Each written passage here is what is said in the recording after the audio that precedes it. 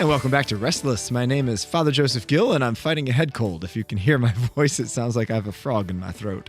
But nevertheless, the show must go on, and so you've joined me and Lauren and Paul as together we seek the face of Christ in today's crazy and mixed up world. And I think it's probably apropos that my voice is not good because our topic tonight is about sins of speaking.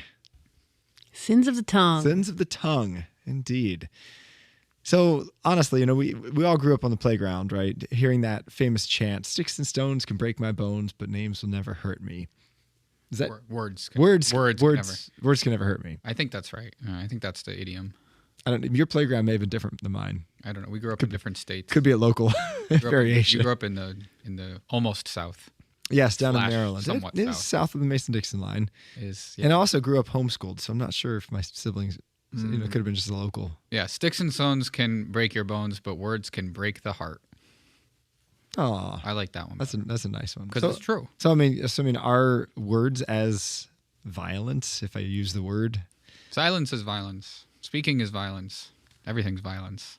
A haiku by Paul. Political commentary for the evening. I don't know. I mean, can you think of perhaps times that you've experienced the violence of other people's words?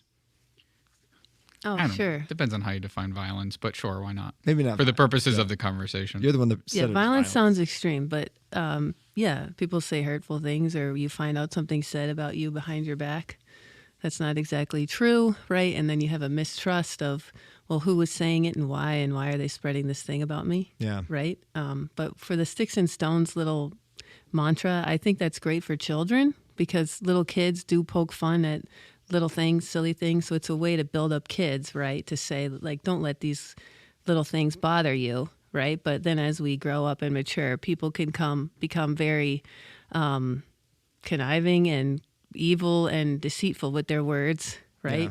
I mean, my mom would always tell me when I was growing up, she's like, just get a thick skin. Just grow a thick skin. There's some truth to that. And there was some truth to that because I guess I was a sensitive kid. And I don't know about you guys. Were you bullied at all? Because I was very much bullied. I was told that I was bullied, but I didn't recognize it. Really? Yeah. Who told you? You just thought that was how people... Well, like after, let's say, I don't know, a few years after high school ended, we were doing our little mini high school friend reunion at Pepe's Pizza in New Haven after waiting out in the cold for an hour. And I was told them, like, I don't think I was bullied in high school. And they all laughed. And they're like, yes, you were. And I'm like, oh, okay. Like, how did it manifest itself? I don't know. I guess I was bullied. I was never like thrown in a trash can. I also weighed 200 pounds, but like I wasn't thrown into a trash can or anything or like shoved in, although it would have been impossible to shove me in a locker. I mean, the skinny Asian kids, no offense to skinny Asian kids, they were put in lockers. They were most definitely put in lockers. And that was funny. That's funny because I was physically bullied. I remember having my backpack flushed down a toilet. Before you were homeschooled. Before I was homeschooled. Yeah, I was homeschooled. Yeah. I was homeschooled because of this, in large part, because of the bullying that went on at the Catholic school. There was some like hazing, and I never got it, but like Catholic they call school? Oh yeah, your backpack in a toilet? Oh come on, Catholic schools are rough. In many respects, no better than public schools when it comes to bullying. Sometimes it's worse because people know each other better, because it's more intimate, and it was a little bit more money. So it's kind of the rich kids. My Catholic school was not, but in some communities. Well, I mean, I grew up in a affluent town, so it didn't really matter. Yeah. But they called it the freshman backpack when I was when you were a freshman in my high school, like for people, the freshmen would overload their backpacks with stuff, and then the other upperclassmen would pick it up and drop it. And sometimes it would take them out. Oh, geez. That was kind of funny. I don't know. I went to a good high school. So we didn't have much. That's like hazing you do to everyone. That's my hazing, yeah. I don't know. It was our high school wasn't bad. I did see a kid get thrown into a trash can once, which was fun. Oh, no. That was funny? Yeah, because he was a freshman who went on to the senior walk, which is like a courtyard that was for seniors only, and without hesitation, he was in a trash can. Oh, okay. So there was a violation of a social norm. A school rule, actually. Now, the punishment from the school isn't throwing into the trash. You usually get like a detention, but whatever. That's interesting. No, for me, it was because I guess I was terrible at sports back when I was like 11, 12 years old. I got much better later on in high school, but so... You're kind of the nerdy kid. Like I got really good grades, and I was the youngest one in the class. So everyone hated me. You for were that. a target. Yeah. Oh, totally. I had big ears. No fashion style. Yeah, just easy things to make fun. Oh, absolutely. Yeah. Right? Yeah. That's Wait, what no kids fashion do. style in Catholic school? Well, yeah, I mean, but even The like, uniforms. so do you guys remember, this may be before your time, but do you remember Pogs? Yeah. No. Those things, the coin things. Right? Yeah, You they flip. were like bottle caps. They were Yeah, little of flat course. bottle Yeah. caps. We used to And- collect them. Yes, everybody Yeah, yeah. collected them, and all my friends had like the coolest Pogs, and I never got them. Like my parents didn't give them to me until like at the end of the trend. And that was what my parents did. They got me everything cool like after it was That cool. was like second grade for me, I think. Something like yeah, that. it was probably like 90s. fifth or sixth grade for me. Yeah, yeah. And everyone had it, and I didn't. And everyone would have this video game, and I never had a video game system. And so they're all playing Mario Brothers, and I'm like, what? We had Still video games. playing and Pogs. chess. You had what? We had video games and Pogs. Pog. Yeah. See. I never did Pokemon was probably the bigger one though, and that was maybe third, fourth grade, between like third and Yeah. I never seventh grade, and I rejected that. I don't know. What were your cool trends, Lauren? I definitely remember Pokemon cards, and I had a few. I really wasn't into it though. I don't know. You're putting me on the spot. What are I guess we're talking about Yeah, thong. thong, after yes. all. Yeah, but it's related. It's almost like we're on a tangent, like Father Sam and his tangent show. Yeah, you could We're on listen a to the tangent. tangent if you want, but you should really listen. Have to you this. guys checked it It's out? better. Yeah, of course. No, I haven't. I haven't either. I've listened to about 3.5 I guess episodes. we should. Okay, he does interview really cool people. They're longer. They're like an hour, but Yeah. they only put a half Who's an hour. got on the time radio. for that? I don't have time. For that, Increase the Father Sam. playback speed. Oh, that's true. Yeah, but Father Sam talks fast anyway. You get used Not as to much it. as like Shapiro. I do it on him too, and everyone's like, "You do it on Shapiro?" I'm like, "Yes." Do you really? I do it on everybody except for our show. Oh, that's good. Yeah, I don't want to listen to myself. But But when- I put our else. show on half speed. Okay, when you put it on that fast, do you sound like a chipmunk? No. No, Okay, it 'cause that's my compresses. worry, It like- compresses it. But I'm It telling you, compresses when it. you start to go back, if you ever listen to somebody at normal speed again, they sound so dumb because there's so many gaps.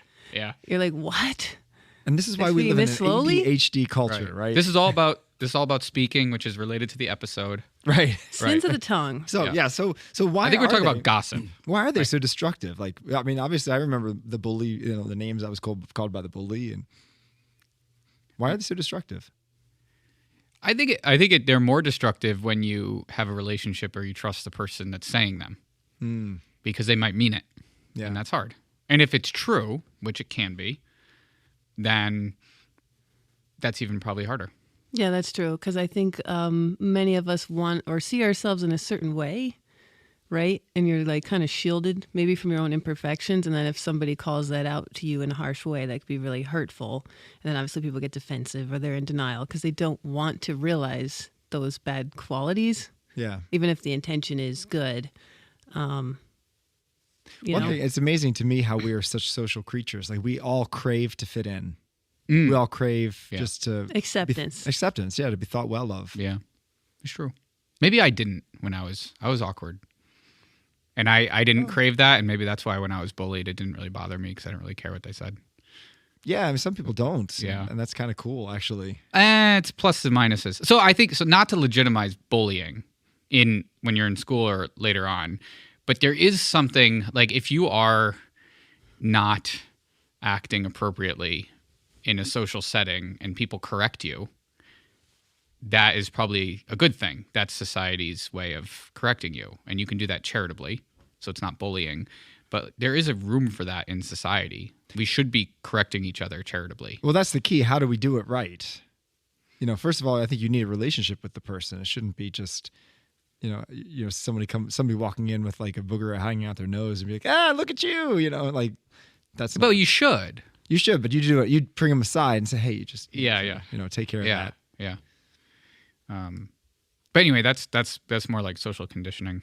Yeah. I think the other thing or where the violence comes in is, wrath normally comes through words, right? And anger can get really intense. Yeah. And if people are cursing at you or just saying vile things, right? That can be a lot to handle. And then how do you respond? Do you like just match the anger? Because that can be very hard too. Sure. Or do you just endure it? You know? Also, too, like if you get in a physical fight, the wounds heal a lot quicker than the words that you'll remember maybe for years. Yeah. Well, So sometimes words are a precursor to fighting. So here's one thing. So when I have a bunch of friends who are teachers, and when they started teaching, this is probably about 2012 2013. So this is when smartphones became ubiquitous, where most high school kids had smartphones and things. And it was a huge change because we grew up in high school when there were no smartphones. People had cell phones, but weren't. But then you had these situations where somebody would post something on Twitter for the world to see, not a text message, but on Twitter for the world to see.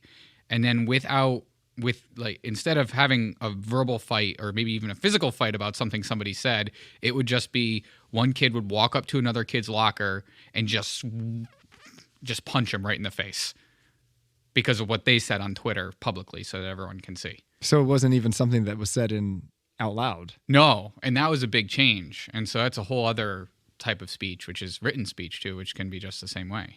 Right. Right. But think about that. So you have speech leading to physical violence, but it's not even in a context of a live discussion. So this is a giant problem in society now.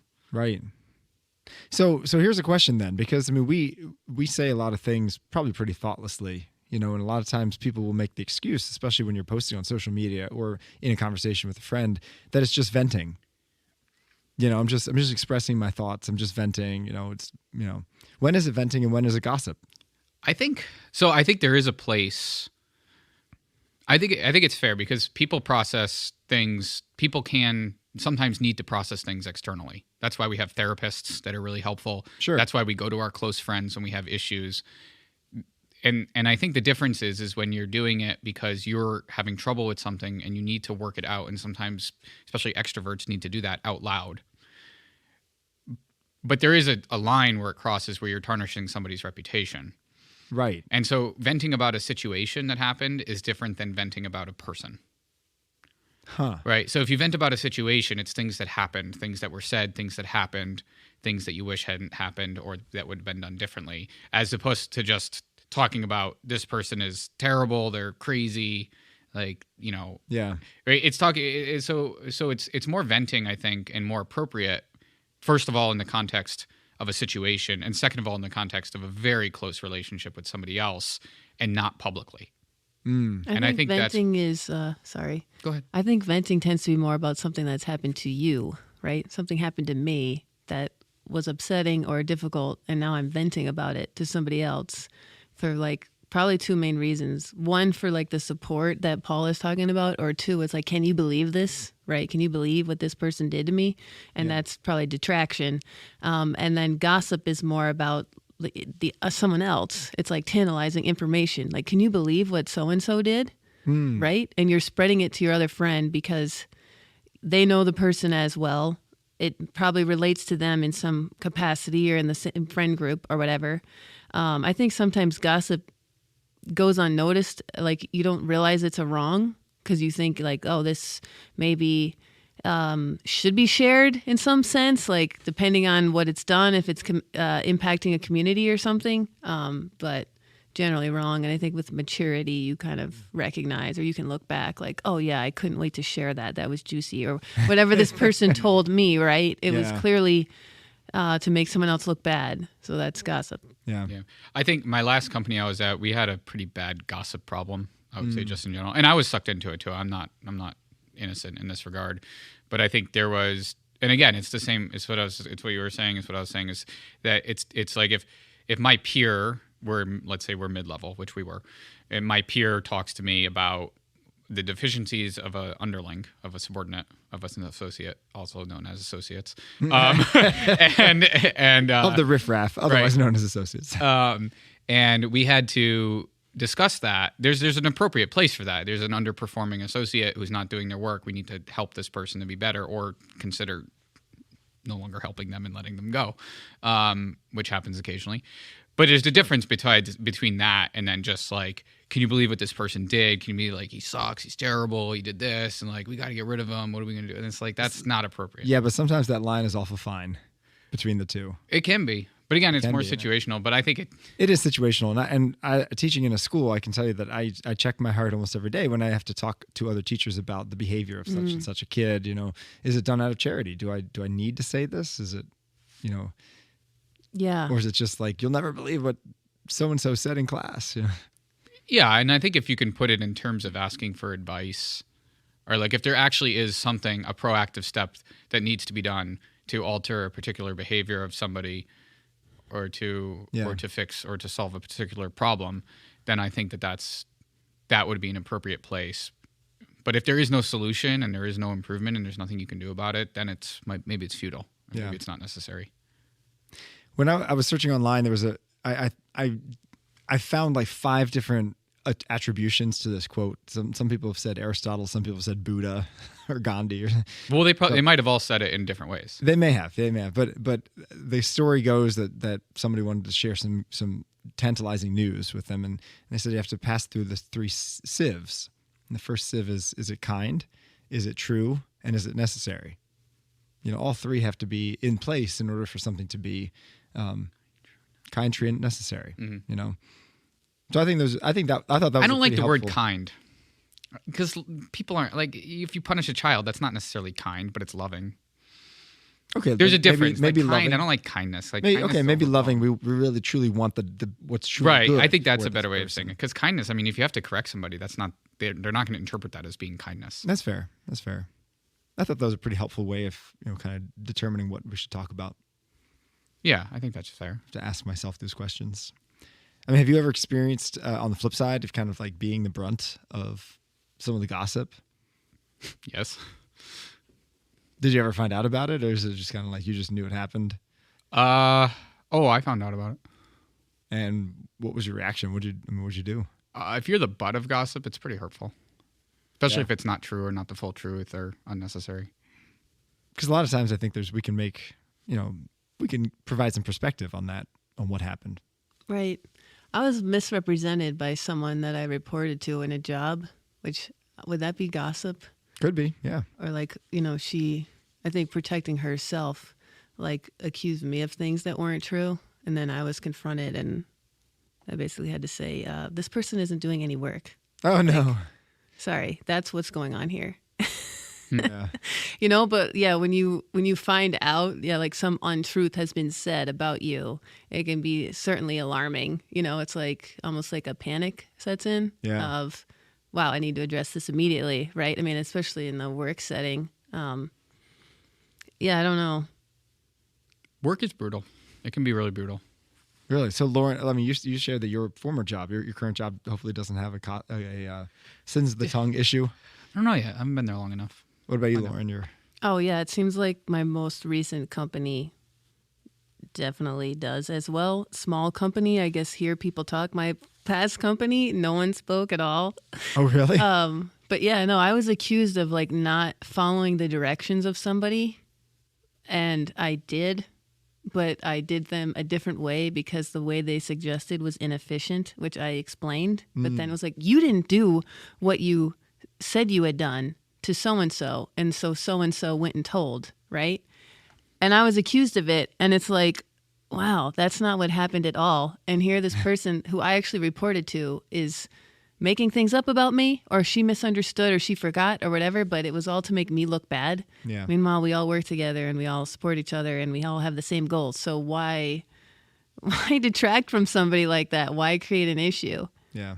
I don't know. That's tough because you really have to kind of forgive that person. Yeah, and then you just and I felt too like everything I say is being scrutinized, Yeah. which is also odd to me. Yeah. So, all right. So, truth telling time. Do you struggle with sins of the tongue? Occasionally. Definitely. Yeah. So, what are some tips to overcome that? Oh, Because I know so a lot one of of my people struggle with it. one of my biggest things is I love to make people laugh, and it can come naturally. But I can easily just point out a couple of things about somebody, like a mutual friend or something, or something that happened, right? And I'll get the laugh, and I'm like, oh, like I know I should not be doing that, but it's funny, like it's a funny story or something, So I'm trying. That's so me. It's just so so easy me. sometimes too. Or like I do it also directly to people's face, especially guys, like just like little funny put downs. Cause some guys it's so easy and it's very funny. And honestly, like that's how a lot of guys relate to one another. Oh, It's just sure. like by just like ragging on each other. And it's not actually a bad thing, I think, for guys. So maybe No, that's it's okay. really important. If it's Actually, to I their think face. it's actually important. I think so too. And they take it well. Yeah. If Yeah. they're not present, then maybe not. I should probably stop doing that. Yeah. Wait till they're there and then make fun of it. Yeah. Oh man. But no, And like I've gotten in so much trouble for sometimes, like especially when I teach at the school, like almost every day I walk out of the classroom being like, oh, I shouldn't have made that joke. I shouldn't have made fun of that kid. Like last Tuesday, I'm sitting there teaching them, and I was trying to get the kids to talk, and I was like, look, guys, there are no stupid questions, just stupid people. That's funny. I thought it was funny That's too. great. And I think one kid laughed, and the rest are like, oh, what? I think that there's I don't know. I think kids are such ridiculous people, and they need to know that. And it's okay that they're like, it's not a bad thing. They're kids. Like, what the hell do they know? Like, they don't know anything. Like, they're just kids, especially middle schoolers who think they know everything. They're the most fun to pick on. Oh my gosh, yes. But in my school, I went to Catholic school, and the middle school kids the teachers would pick on us all the time. All these like middle-aged women, mother teachers would pick on, especially the boys, would just pick on us and make fun of us constantly because we deserved it, and it was great. And you laughed and probably enjoyed it. Yeah, it was fun. And now, and it builds, and you do, especially as a guy, you do build up a little bit of a skin. So now my dad, who teaches college, and he's 67 years old and is teaching like college freshmen who he's like 50 years older than, which is crazy to think, but it's true. And he's honest with them. He'll tell them, you guys did terribly on this exam. And they don't hear, like, kids don't hear that anymore. They need to hear it more. They need to hear more. Like, you guys need to do better. You don't know how to study. You need to learn, and I will teach you. Yeah. And you need to do better. Okay, so that actually brings us to our next question, which is like brutal honesty can be a sin of the tongue, right? How do you do it well? How do you do it? It's all about the Trojan horse. What do you mean? Or you can call it, what do they call it? Like the compliment Compliment sandwich. Yeah, a similar idea where you introduce things as it's a way of being charitable, where you wrap I never criticism. do that. No. Well, You're it's a just good. like- It's a good thing. I'm a no fluff person. Efficient, direct. It's a good. I appreciate that. No. Well, I mean, it's a good, especially in a workplace. It's really important because you have to, especially in a workplace, you have to see these people every single day and talk to them and work with them, and there's no other option, unless I guess if you fire them or you get fired. and so, in order to do that, it's charitable to wrap something in. It's an easier delivery when you can wrap something in a compliment. But I hear you. Or at least put something in not my- context. That's not my natural. I never do that.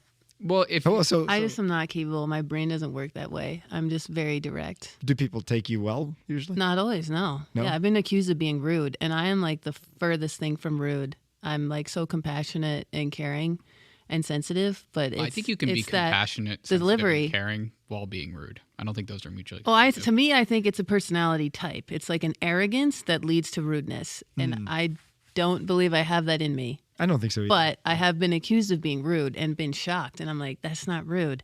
Actually, that's just the truth. Yeah. I mean, I've been told that I'm abrasive.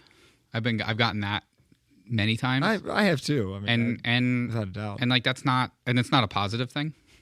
That's not, especially like again in workplace or in friend relationships. If somebody's calling you abrasive, it's probably not positive. No, but I think there's a role for that in your life. You need a friend who's going to tell you the unvarnished truth.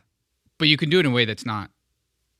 That there's a point where it's uncharitable. Yeah, true. Right. There's always a time and a place and a method. And in order for it to be charitable, all three of those things have to be appropriate. Right. Right. So, for example, if somebody's in a meeting and somebody's saying something stupid in a meeting at work, I used to call them out in the meeting. And it's not the right time or the place. But you can talk to them privately, and that would be a better place. Yes. Is it true? Because it's almost a pride. Like, I want to show that I know more than this person and call them out in front of That's other fair. people. That's fair. And that's inappropriate. And so I've learned that. And so that's social conditioning. And then when you're told you're abrasive, you shouldn't do that. That's a correction toward me. Yeah. I think our bishop is a master of that because I'll tell you, at priest meetings, there are some priests that stand up and say some wacky, weird stuff. And our bishop is very gracious, and he always says, now that's one idea. Do we have any other ideas? It's a diplomat. Yeah.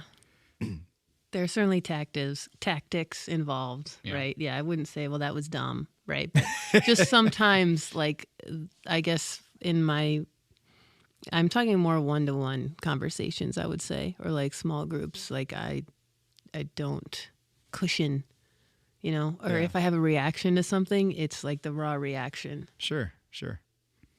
Yeah. Yeah. And that's a gift too. But with all our gifts, I think there's a growing edge. We have to soften Oh, the yeah, rough part definitely. of our gifts. I So- had a really sensitive manager who I sent an email, which I wish I remembered what it was about. But then she called me over and then she read the email back to me and added like all this tone to it Text while doesn't she have said it tone. to me, right? And I'm like, you can't add tone. Like what? And But like, that's- you know me, right? Like, why would I be mean to you? I report to you over this, That's you know? fair. Text is in the I've gotten- tone. The tone is in the ear of the reader. It is true. I've Right. gotten in trouble for things I've sent Oh Yeah. via email or So text. that in emails, I try to soften, but I'm really not a fan of the hope you're well, hope all is well. Like everybody says that first, right? Like we Yep. all do it. Yep. And You're I'm right, just it's a like, waste- it's a ugh, I waste of guess I time. have to do it. I only right? say it if I haven't talked to this person in 3 years and I need something. From I am them. now going to say that in all of my texts to Lauren. Hope all is well. Hope all's well. Yeah. No, all stinks right now. Well, All because now we're really done well. with Happy New Year. Just, what do you Happy want? New Year's expired. I'm That's kidding. true. We could say Happy Valentine's Day to a person in Europe. Like, no. I won't say it to you or to Lauren because neither Hope of you're you. having a good week. Or myself because I don't have Yeah. a significant other. I always say have a good weekend. I think that's nice. If it's Yeah. Thursday, It's Monday. if it's afternoon on Thursday, I say have wrong with this have guy? a good weekend. Or have a good week if it's Monday. That's fair. Yeah. If it's Yep. 1.5 days into the week, it's have a good week. If it's 1.5 days from the end of the week, it's have a good weekend. You want to hear a really embarrassing you go. story? I have a lot of rules. So this kid comes out of mass on Sunday. And it's like, Father Joe, it's my birthday. I'm like, oh, happy birthday, happy birthday. And then the next person in line, I was like, happy birthday. It's Yeah, oh, that's funny. like, no, shoot. Have a great day. Yeah, have a great sir. day. That's what I meant to say. That's funny. Yeah. It happens. It does It's happen. because the person processed externally what had just happened. Yes. And that's fine. Exactly. Extrovert. That's a sign of an extrovert. He's- I'm not an extrovert. No, to the you No, said that. I said happy birthday. to Oh, the next you. person in Oh, line. that's yeah. No, it that's was embarrassing funny. to me. Yeah. So we have still not given any good tips for controlling the tongue, right? Because St. James says that the tongue is like a fire, and fire can be used to cook your food or burn your house down, right? So it can be used for good or ill, and same with the tongue. So what's some tips to control this wicked beast that lives inside our mouth? Don't say anything first. Think If you're before capable. you speak. That can be hard, but yeah, that's a good tip. I'm not sure that people realize, I believe we're going to be accountable for everything we've ever said, right? Yeah. So if you don't know that, wow, reflect on that, right? Everything I've ever I said. have a lot to account for. Yes. So I think that alone should help. I personally always think to Mary as a guide, right? Because she was sinless. So she could never detract from anyone. She could never gossip. She could never have wrath come through, right? In an angry or evil way towards anyone.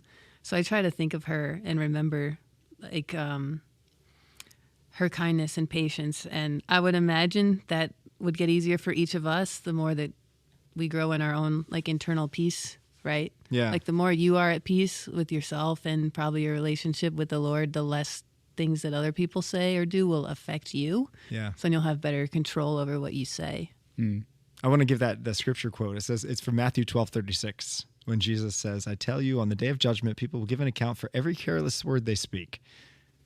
Oh boy! Well, Can I it's take because back half of the But words we I've can, ever said? Wait, can if- we confess like, gossip and things we've said? Will that be forgotten? Or are we still Our sin accountable would for be forgotten, everything? but the effects live on. Okay. But Right. will still every word we say be in that account at the end? I mean, I think we'll certainly see how it's impacted human history. Oh, yeah. Because words can give life and cause death. Mm-hmm. That's also from the Bible somewhere. In the tongue is the power of life. But and think death. about how important the word is in general. I mean, the word was made flesh. Like this, Right. It's so important. What we say, what we write, is everything. 'Cause It's history. Yeah, It's history. it So expresses who we are on the inside. right, and that's why speaking of Mary, the last words of Mary in the Bible that she spoke that are recorded, it's do whatever he says. Right. The wedding feast of So Cana. Right. There's a psalm I like to pray, especially when I go into school or something, is set, Lord, a guard over my lips. Keep watch at the door of my mouth. I don't know what psalm that is. I think 140 or something, in the 140s.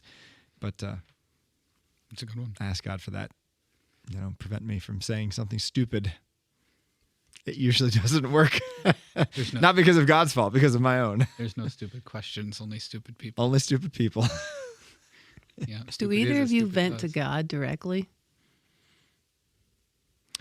Sometimes, usually in traffic, Because you're frustrated in the current moment. because there's no one else to vent to in a car. I think, Do you? yeah, he's a friend. Why not? Do you vent to God? I've been told I should, so I've tried a little, but not really. But I think that could be another way, right? Like when something happens, just let it out Yeah, that's and true. speak to That's God. true. He's listening, right? And it doesn't go any further than that, Yeah, which is good. Because humans, when you tell another human, there's no guarantee that it's going to stay yeah. in that particular context. God's not whispering in your ear, hey, did you hear what so-and-so did? Right. Not easy, but it's pretty important because indeed the tongue is a fire. It can do great work. And I love what St. James says in chapter 3. And sometimes I give that as penances when people confess sins of the tongue. He talks about how if you go to a spring, it doesn't give out clean water and dirty water. It gives out one or the other. And yet our tongue is supposed to be used to praise God. How can it also be used to tear down our neighbor who's made in the image and likeness of God? So with that thought, we leave it into your minds and into your tongues as well. Thanks for joining us on this episode of Restless. You can find us on Veritas Catholic Network, 1350 AM and 103.9 FM, and wherever you get your podcasts. Tune in next time.